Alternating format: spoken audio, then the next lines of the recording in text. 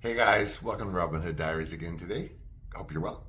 Glad you could be here, and I guess it's kind of an unusual topic, only in the sense that I guess haven't addressed it or you know talked about it before. But in and of itself, it's not that unusual. It is what I do believe. It's not like clickbait or anything for this preview.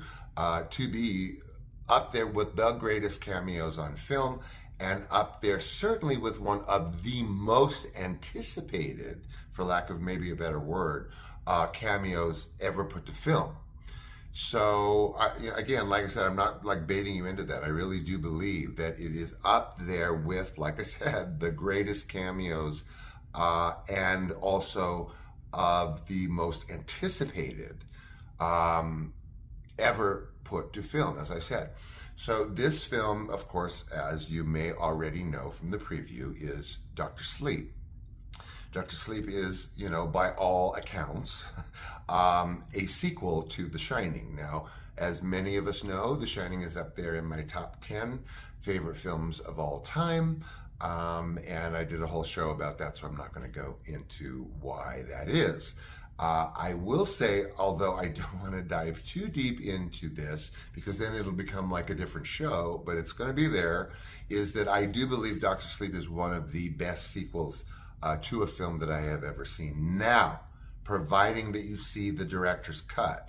And a little kind of, like sidestep here. If you're going to see it, let's put it this way. If there is a director's cut available on any film, see that, because otherwise there wouldn't be a director's cut unless the director wanted there to be a director's cut. You want to see what the director wants you to see, unless it's like, what was that movie? Oh my God. Michael Cimino's movie. What was that horrible forever film? Anyway, but yes, it is like a 3-hour director's cut. See the uncut, or the cut version if you need to. But again, as a rule, I know I'm digressing here, but not really. As a rule, see director's cuts always, because it's just like taking out like one chapter and an epilogue out of a book and just sort of like making do. You shouldn't have to do that. If it was released as a different cut and you have to see that, that's fine. But at some point, see the director's cut if you want to. Get a full appreciation and a full experience of what the director intended, and oftentimes what the writer intended, because Stephen King, again, digress, I know, was notorious for decades for loathing Kubrick's The Shining.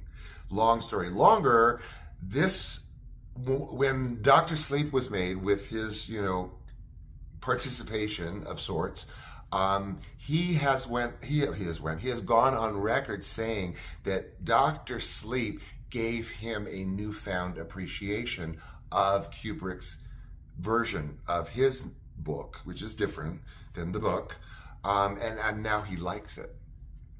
So there you go. I mean, hey, something. So yes, it is, I believe, one of the best sequels to a film. I'm not a big fan of sequels. And if I am a fan, it's like some like sequel to a horror movie that I find that the second best version of the book. This is a standalone film. Dr. Sleep is a brilliant, I believe, sequel, because not only is it a standalone, it stands on its own. I think kind of one of the things that triggered me to do this is I was perusing YouTube, as I am wont to do, and I saw a couple of these like documentaries that are like 7 minutes long or whatever, about giving very mediocre, kind of glossy kind of reviews of Dr. Sleep as a sequel to The Shining. Very dismissive, very, well, I mean, you got to give it. No, you don't not give it anything. It's a very well-integrated, well-woven, well-connected sequel to an original piece of brilliance. And I'm not going to go into the story. It took me like 48 hours to digest the ending of Dr. Sleep, because it was like I needed to like be a cow and like put it through 3 stomachs before I could like come to terms with that ending. Oh my God. I'm not giving a spoiler alert on that ending for my life.